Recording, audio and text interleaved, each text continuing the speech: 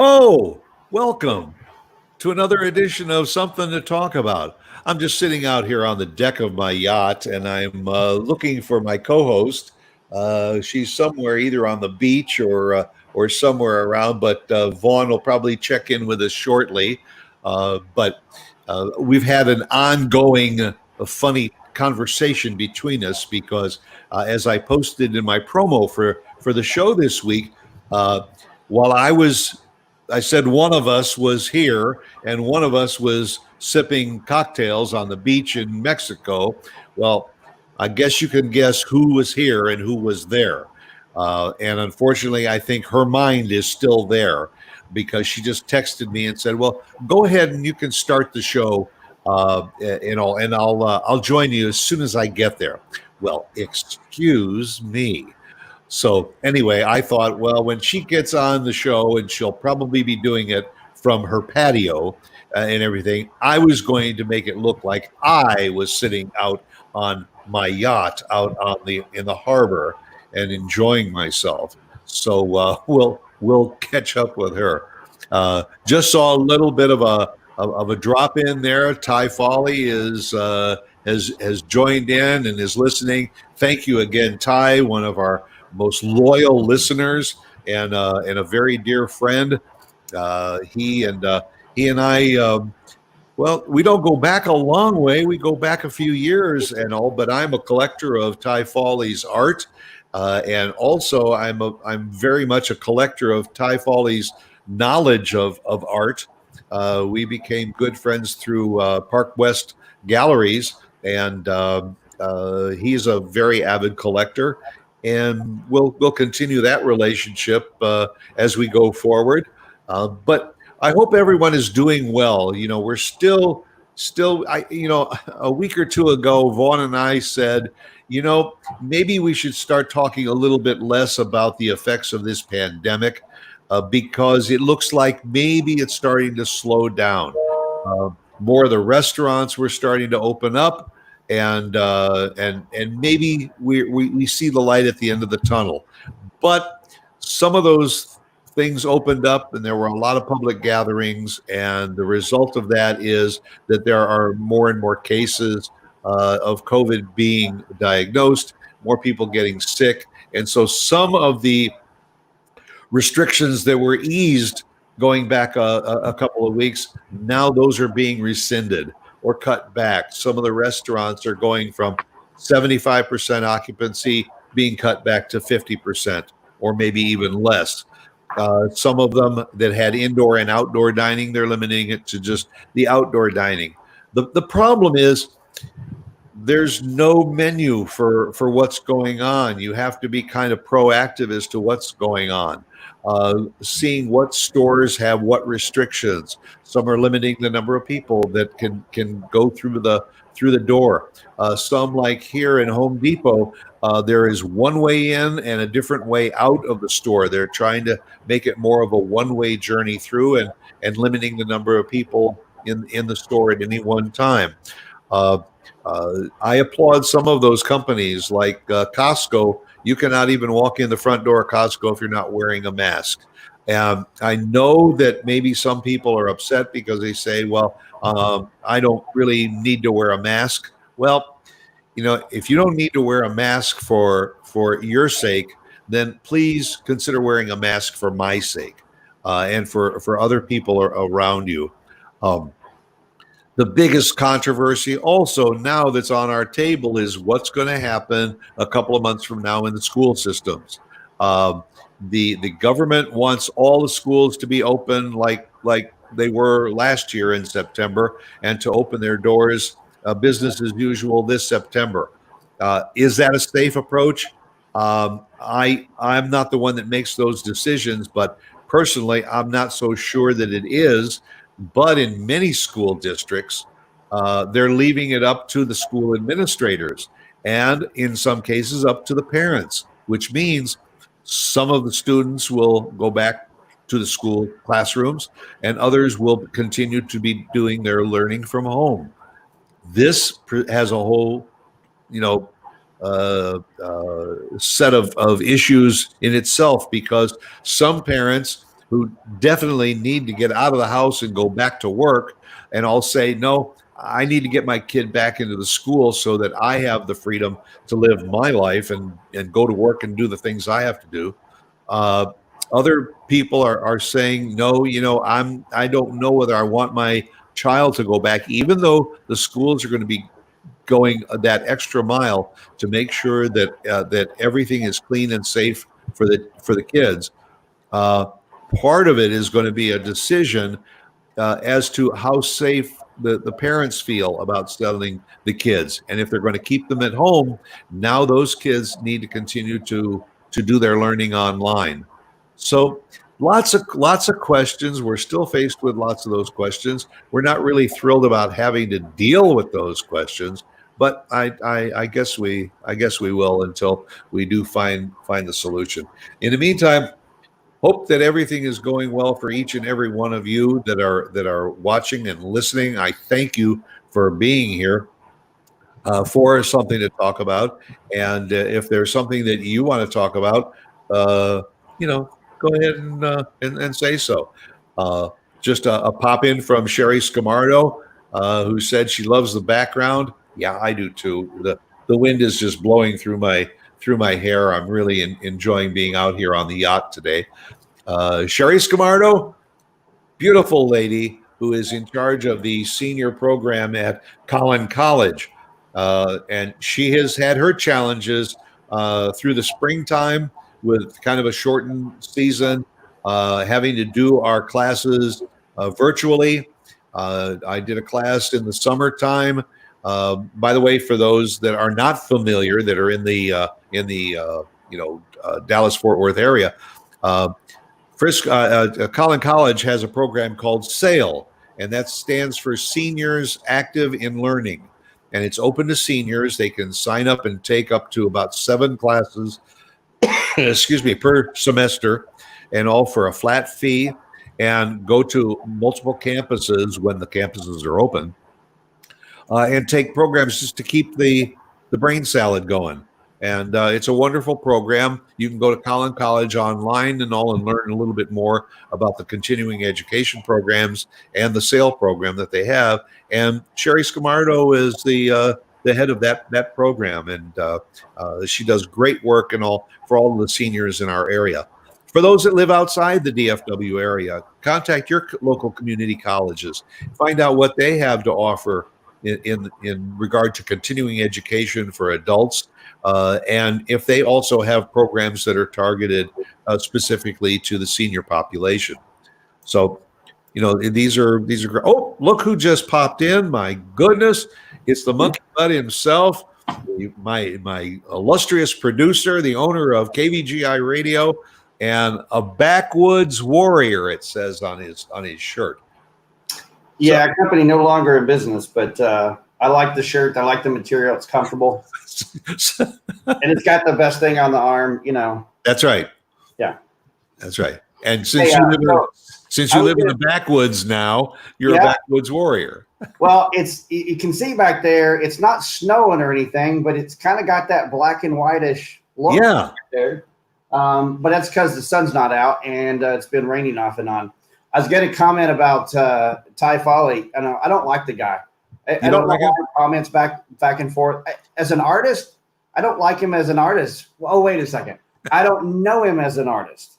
But I will say, what I do like about him is I heard that he's going to do an HBO special called Foley Roast. And he's going to be roasted. So there you go, Ty. Yeah, Ty has made some guest appearances on KVGI Radio, and there's probably going to be another one scheduled down the road, especially when we get Doug King and Ty Foley and myself in the same room or on the same video. Mark has to sit there to make sure that the gain on the microphones doesn't go through the roof, and also that we don't crack the screens. This is what I get from him. A compliment for him doing an HBO Supermax special, and he says, "Who are you again?" Well, yeah. I'm somebody. You're nobody. Yeah, I like to, see Ty gets on and he thinks him and Doug have this relationship and they like to argue and chant with each other and it's like this perfect marriage made in hell, they say, right? But Right. I thought I would just come on for a minute while Vaughn was getting ready and chastise him for a second. I saw his comments and stuff and I was just like, you gave him all the praise about being an artist. And I was like, he's a better comedian than he is an artist, but that's what I know. Well, he and Doug both try every avenue available to try and dig into the show. I'm already there. It looks like Vaughn came on. She did. Oh my goodness. Oh, sorry. Hello. Hi guys. Sorry. Yeah. I was literally stuck in traffic. Literally. Oh yeah, right. I had an early morning appointment, and I had it down to the hour and the minute, and then I got stuck at a light that they were doing work on, and we sat there for probably almost 10 minutes before we could get through that light. So I'm here though. You're here and you're sitting out on your patio, and I decided that since you just spent the last week sunning and enjoying Mexico, that I would just join you on the show from my yacht today. I'm just anchored here off the shore. Yeah, I see that. And just wanted to do tit for tat for you. Yeah, I like that backdrop. That's cool. And then it looked like Mark's got snow behind him. I don't know. We were just talking about that. That is kind of strange, though. Is it snow? No, it's just like the sun's not out, and I've got really bright lights in here. Here, I'll tell you what. I'll turn the lights off. Let's see if it gets more colorful. See if it turns green out there. No, now it went away completely. Now it's a blizzard. Now, yeah. Now it's a whiteout. That is funny, but it's funny. It's almost like everything indoors is in color, and outdoors it's all in black and white. Yeah, that's so straight. It really does look like a pretty. Well, I do have the trim that's behind me it's called carbonized, so it's a slate gray walls, and a very bright white. So it's odd, but I'm on my laptop camera. I don't have any of my stuff hardly set up here in my new studio, and so I'm using a laptop camera, and it's basic. Well, it just looks funny. It looks like we've got snow, beach, or wait, I'm pointing the wrong direction. Yeah. It's sunny and clear out here on the water, and it's snowing in Michigan. Well, it was beautiful in Mexico. That's all I have to say. Oh yeah, go ahead. Just rub it in. Rub it in. It was very, very nice. The weather was perfect. So that brings up my first question to you, Vaughn, is, over the last so many weeks, we've been talking about staying indoors and not going out into the public and social distancing and all. And then you just jet off to Mexico for a week with the family. What was the experience for you physically and mentally to leave the house, go to the airport, interact with all these people, then go into a foreign country for a week? And were you apprehensive at all? Absolutely. So this was Elizabeth's senior trip that had been planned for a long time. And there was a group of her friends going, 7 in total, 7 of her, friends. And then their parents, or at least one of their parents. So it was a group of us that had this plan for a long time. And we really were just kind of sitting back and waiting to see if there were going to be any travel restrictions to and from Mexico, because that's where we had planned on going, Cabo. And we just kind of, for a while, just sat back and waited to see if this trip was even going to happen. And we thought that we would just, if in fact there was any reason to not go, if there were travel restrictions, or if Mexico was recommending that we not come in and whatever, that we would postpone the trip. But none of that ever happened, which I was a little bit surprised that it didn't. There were never any restrictions on travel. In fact, we kept hearing about more and more people going. In fact, and we have friends actually that have a house there. They've been there almost a month in Cabo. And they've had friends coming and going to their place over the past month or so parents included, and I mean, meaning older parents included, traveling to and from. So I guess we all just kind of thought, well, we've not been given a red light. The green light's still on, although it might be yellow light. Maybe it's more yellow light. And we went knowing that we would travel with the utmost, kind of responsibility and mindfulness, and follow the guidelines. And that's what we did. And yes, were we apprehensive? All of us were a little bit apprehensive. But we called the property several times where we were going to be staying. We talked to them about their guidelines and, how were they handling this? Like, what were they doing as a staff to make their guests feel comfortable and be safe? And so we talked to them almost every day before we even left for the trip. Of course, we all knew what the airlines were doing, how they were managing the travel, So yes, it was a trip that was interesting because it was a little nerve-wracking to get there. But once we were there on property, I'll be honest with you, we felt very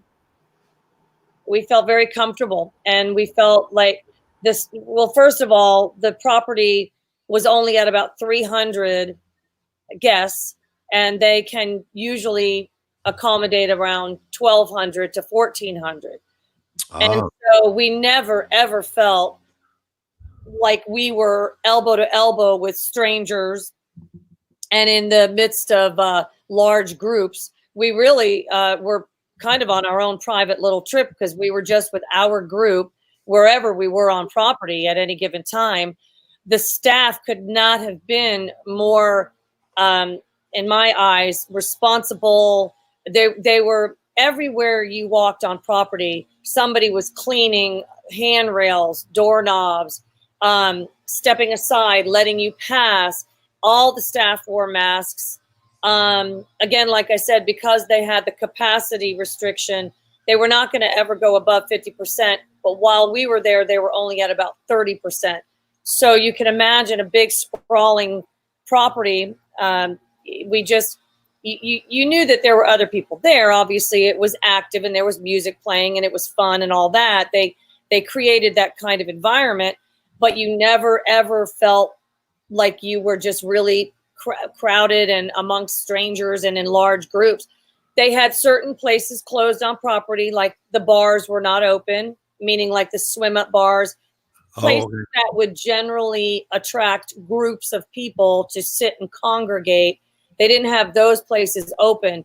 Instead, they had staff in the pool. Perhaps if since you couldn't go to the swim-up bar, they'd have staff come to you in the water. Would you like something? And they would get it for you. So they really kept the properties, they kind of kept things in the evenings. They might have 7 restaurants, but they might have only 3 open that night. They had the whole typical, like we have here, every other table, certain capacity in the restaurants. Again, all staff wearing masks and gloves if they were handling any kind of. It was almost more. They were almost more in tune to the restrictions and the guidelines at this particular property. I can't speak for all the properties in Mexico than they are at some of the places here in terms of just how careful they appeared to be, doing, how careful they were kind of tending to the needs of their guests. Everything was individually packaged down to a pen. If you were to use a pen for some reason, sign something, it was in a little package. You had to open it. Hand sanitizer everywhere. If somebody came up and took something, they would wash immediately, give you. It was, while we were there, we felt about as comfortable as we could feel at, any public place. And again, it wasn't crowded. My concern was that it was going to be crowded, but it wasn't at all. So that was comfortable. Do you think that maybe that, obviously from the guest standpoint, you know, with only 30% occupancy, you guys had the run of the land there. Oh, But pretty much, yeah. do you think that because of COVID and all that was maybe the reason why they weren't at 50 or 75% occupancy or more? Well, I don't think they're going over 50%. I think I think they as a property of the That's chain, their restriction. yeah, I believe they put a cap on it. But also, I think it's a combination of just them putting a cap on it, and then also probably people who are choosing not to travel right now. And now, one day got a little bit over 30. It was actually 4th of July, and there was some turnover on that day, people coming in, so it was a little bit higher, but then the next day it went down again with people leaving. And so I think that that was probably a combination of and to answer your question, yeah, we did feel like we were, you own the place. Our presence was known there because we had 7 girls, and they kind of traveled together around property. They'd sit by the pool, or they'd sit, and so yeah, I mean, now, and that was our experience. And they didn't have the buffets open, of course. At some of these all-inclusive places, they have buffets. No buffets were open for obvious reasons. Instead, you had to, sit down and dine in or dine out. And if you wanted to, it felt more comfortable dining outside, you had that option.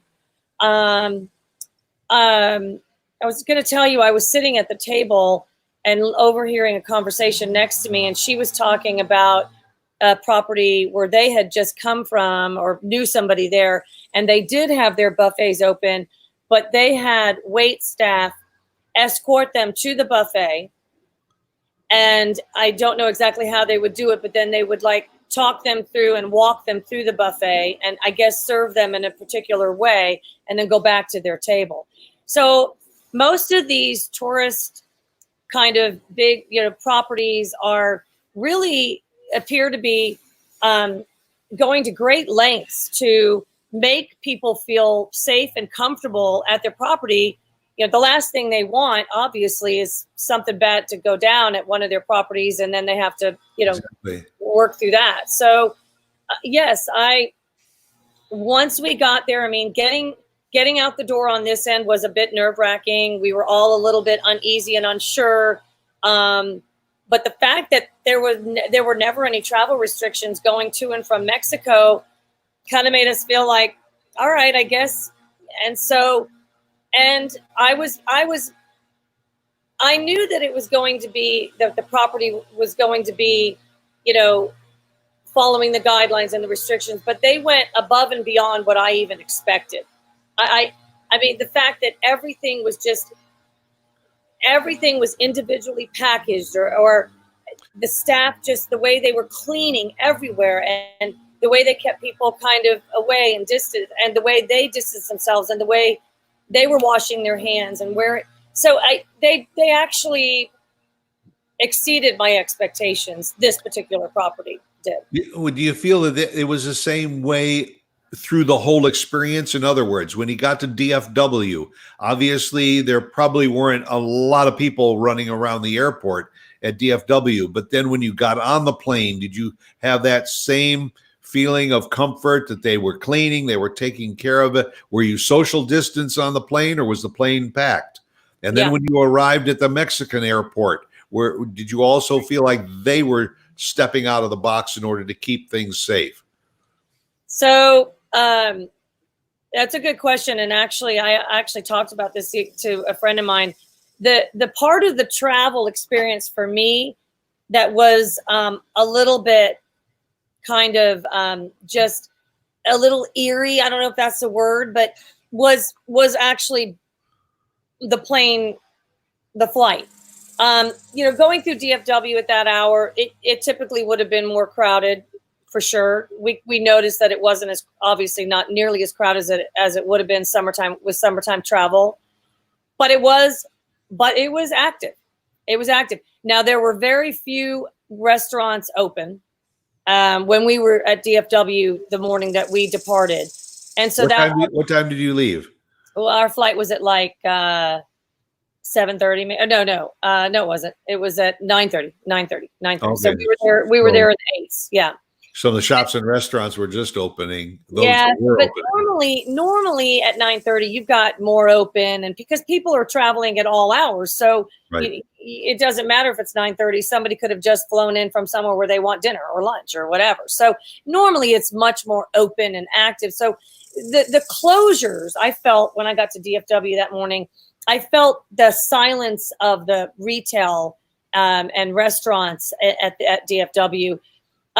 But there was enough activity at almost every gate. There were groups of people traveling somewhere. Being on the plane was a little bit odd for me because the flight attendants don't interact with you at all. You get on the plane, they hand you a bag of a treat and a bottle of water, and that's it. You go and you sit down. And they're not going up and down the aisle asking if you need anything, or they don't serve food or drink or beverage or anything. So they're limiting the interaction. And of course, everyone's wearing a mask on the plane, which is a little daunting to look back at a plane full of people, with masks on. It's just looked like a whole bunch of doctors going into surgery. Well, yeah, I mean, and the flight attendants. So that was a little bit odd for me because Was it a full flight? I mean, our flight was pretty full, with the exception of a few rows. Elizabeth had gone to Cabo a few weeks, or maybe a month ago now. Her flight only had about 15 people on it to and from. So I think it just depends on maybe the flight, the time of day you're going, and where you're going and whatnot. But our flight was pretty full, with the exception of a few rows here and there. But we sat together as our family and didn't sit by anybody else. Everybody had their masks on. Again, very little interaction. The flight attendants came up and down just to take trash. But other than that, they didn't interact. They would come over the intercom occasionally and check in. And, but there's not, I mean, everybody just sits down. And when you get on the plane, it smells, all I can say is it smells like a swimming pool. So it smells very clean. It must be some spray or something that they do. Smells like hand sanitizer. It really does. And then of course everybody's wiping their area. We wipe our area with Clorox, and then our hands. And I mean, we couldn't have.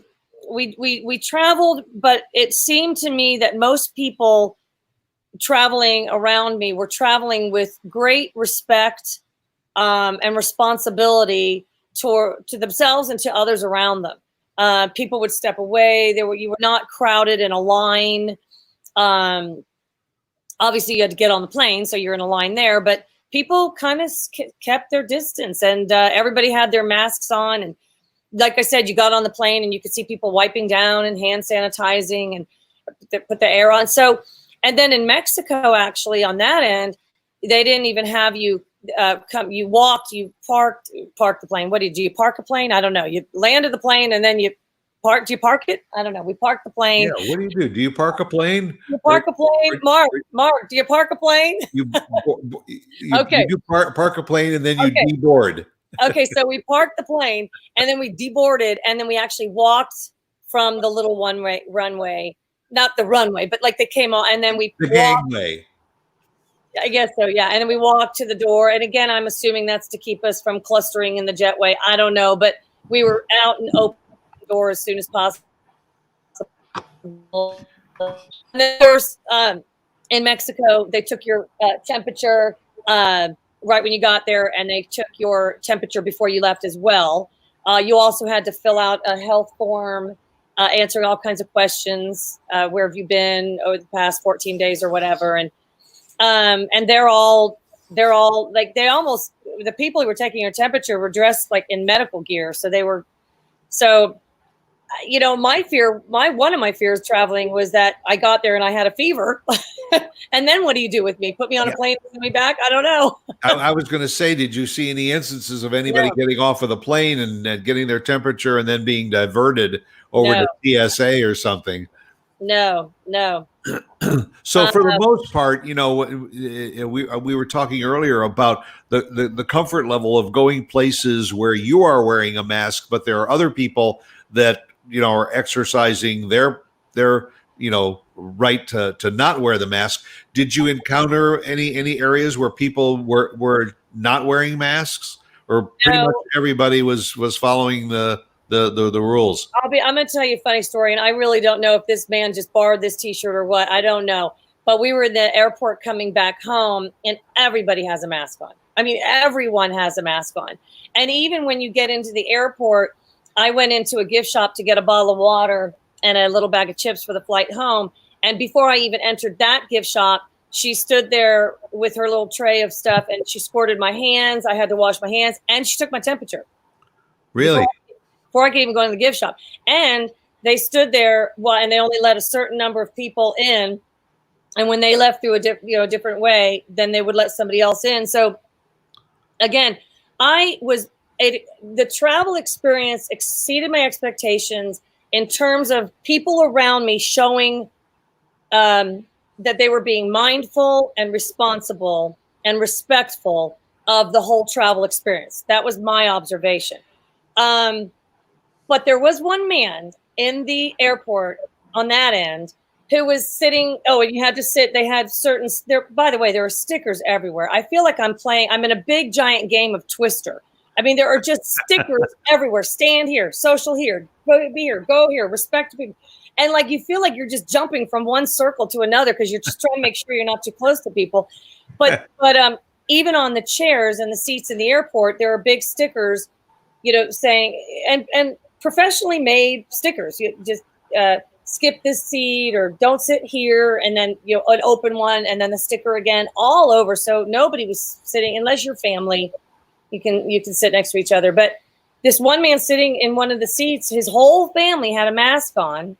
He had a couple daughters and his wife, and then he was not wearing a mask. And he was this big, burly, beefy guy who had FBI and some other smaller words below it on his big gray T-shirt. And I was like thinking, okay, is he really FBI? If he is, why is he not wearing a mask? Or did he just, just like acquire that T-shirt from someone somewhere down the road? I don't know. But he was one person who I saw that day not wearing a mask. And maybe he just had it off for a few minutes while he, ate. I don't know. But other than that, everybody I saw had a mask on. And followed those. We wore our mask all the way until we walked into the airport on that end, until we walked out of the airport at DFW. And it was fine. I thought it was going to be a little bit more uncomfortable, but I wear a lighter mask, and so that helps. I know that there are those masks that have the filters in them, which tend to be a little heavier and thicker. I didn't wear one like that. So maybe if you wear one like that, you might feel a little more claustrophobic. And our flight was only a couple hours. And so it wasn't like we were, on a flight for 5 hours. So the experience overall was better than I thought it was going to be. Yes, it was nerve-wracking to make the decision, and should we go? And then we just kind of kept watching. And then Abbott came out with his new ruling and all that or whatever. And still there were no restrictions. And I know people who just left yesterday from Mexico. So I guess Mexico right now is because we had an appointment today, and they asked about traveling outside the country. And I said, we'd been to Mexico. And they said, that's not one that's not a red zone. I don't know, whatever they said. That's not, because I was honest. I said, I'd been to Mexico, and they were like, well, they said something like, that's not one that we're restricting against or whatever. I don't know. So yeah, I'm curious about the fact that you were going to a resort, an all-inclusive resort area. In other words, it was almost like a city within a city. You weren't just out wandering the streets of Mexico. Oh gosh, no. That is a point I need to make quite clear. Absolutely. We don't leave property. By the way, under normal circumstances, when we travel to Mexico, we stay on property because you don't really have to go anywhere. They've got restaurants and shopping and bars and fun things for the kids, whatever. And big beaches and pools, and not just one pool, but 5 pools. And so it is like a city within a city, especially during these times. our plan was to get to property. We took a private van. We didn't get on big public transportation. So we were just with our people traveling from the airport to the property. And we stayed on property the whole time. We did not get on a bus, go into town, do shopping, we stayed on property. So that's a very good question. And I would like to think that most people would probably, especially right now, if they're going there, should do the same thing. You just don't know where cabs have been, and you just don't know. It just increases your risk a little bit more. So yeah, we stayed on property. This was a Hard Rock actually property, and I commend their efforts. So were there when you got there, were there some restrictions on property? You mentioned it with Hard Rock. The first thing that comes to mind is live entertainment. Was that curtailed at all, or adjusted, if you will? Were there some activities that they normally would have that they had closed down because of safety issues? It didn't appear so. Well, excuse me, they did, but they didn't really close. So they had. One time I saw an indoor a show, and it was a band with a couple singers and dancers, and they were on stage, and it was kind of weird, Stuart, because they're up there with guitars and they're singing and they're kind of moving around and entertaining, wearing masks. Oh, so really? I can't even imagine being up there under the, and then the people who were watching the show, the audience, they had set up pre-designated places where you could sit, which were all separated, yeah. And then the other entertainment was mostly done outdoors, again, wearing masks, all the performers, entertainers, and they were wearing masks, and they were performing outdoors in an open area. And people were standing around watching, but most everybody that was sitting around or standing around or walking around were with their groups and spaced out as pretty well. And if we were inside, because again, remember, the property wasn't very full, so it was right. It was easy to do that. At one point, Phil and I were sitting by the pool, and we were talking about the fact that, we knew that we were only about 300 people on this property. We were trying to envision it at 1,200 to 1,400. It would have been packed. And I think had it been like that, I would have felt very uncomfortable. But because I felt like, I'm sure that they would have liked to have been at 50%. Because they've lost a lot of money during these months. More income, sure. But they were, when we asked, they said we're only at about 30 right now. But they said that it has really picked up, and more people are maybe just feeling comfortable traveling, or maybe it's just the time of year. I don't know. But I just don't know how long they'll be able to sustain, obviously, the business, because, every day is a different day with new numbers and all that. So, but it was very nice that some of these employees were able to get back to work, and you could see how genuinely appreciative they were just to be back working again, and a bit of normalcy, I think, back to their lives or whatever, and money in their pockets. Yeah. So yeah, it was, and then we traveled back home on Wednesday. I told you we got home late Wednesday night, and we were pretty tired. And we'll lay low now. We'll lay low. I'm not. Well, the next decisions you have. I'm going to do. The next decisions you have to start working on now is, while you were gone, there were lots of decisions being made regarding the schools opening up on time. Were they going to open up completely? Were they going to give the cities? The government would like all schools open, just as usual. A lot of the school systems are trying to decide, giving the parents the choice whether they want to send the kids to school or keep them virtually online. You've got two going back to college now, and they're going to be going down to Waco. Have you gotten any information from Baylor as to whether the campus is going to be fully opened or what kind of restrictions are going to be on campus?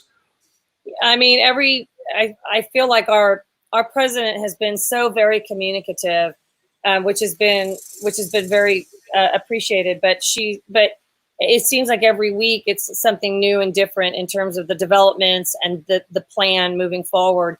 But right now, Baylor, yes, is opening for fall. Obviously, all the kids are going back. I've heard that kids, I don't quote me on this, but maybe kids from certain countries, there might be some restrictions there. But for the general student population, they're going back as normal. Well, as normal. They're gonna, whatever that is. Whatever that's going to be. I know that there'll be some modifications made to kind of like the dorm life living. Specifically, I don't know what, but I know that there'll be some modifications there in terms of just trying to keep them as safe and healthy as possible. In terms of classes, Elizabeth got her schedule, as did Emily. Although Emily's a senior, so her schedule is a little bit different. But Elizabeth being a freshman, they have created a schedule where they're just trying to spread out the kids as much as they can. So, for example, Elizabeth's schedule, she's got 15 hours. Some of her classes will be online only. And really, I think she only has one online only class, which happens to be chapel. At Baylor, you have to take a chapel and a religion. So I believe that's her only one online class. Her other classes will be combined hybrid or classroom. And the classroom experience is obviously the traditional classroom where you go and you go into your classroom and you are instructed by your instructor, your professor. Yep. The hybrid is where, say you have 20 kids in a class, 10 of them will take that class online. Say it's a Wednesday class on Wednesday, and the other half will go into the classroom, and then the following Wednesday they'll switch. And the group that was in the classroom will now be online for that lesson, and the class that had been online will now be in the classroom for that lesson. So that's what they're calling a hybrid class. So Elizabeth's got a combination of hybrid classes, classroom, probably just based on the number. They can do that. If there are only 10 kids signed up for a certain class, they can do the in-classroom experience. And then the online only, which right now she only has one. Yeah. Also, Baylor is looking to hire more educators, open up more class, like more of a particular class. And so just trying to really spread out the student population as much as they can. And I'm sure that as we move forward, that plan will be massaged along the way and according to the new state guidelines and what's going on with the virus and all of that. But Baylor is definitely being very good about keeping us informed every step of the way. There's been talk even now, and I, again, do not quote me, but of football being in the spring rather than in fall, which would be interesting. Yeah. And so, but I can't speak to those details at all. They'll compete with the baseball season. Exactly. Right. Yeah. So, yeah. So, and you haven't been back long enough to find out what's going on at the elementary school level because you do student teaching and all, to find out what some of those guidelines and restrictions are going to be. Once you get back into the local school system too. But there's a lot of talk there again about whose choice is it going to be as to where the kids are going to go. Yeah.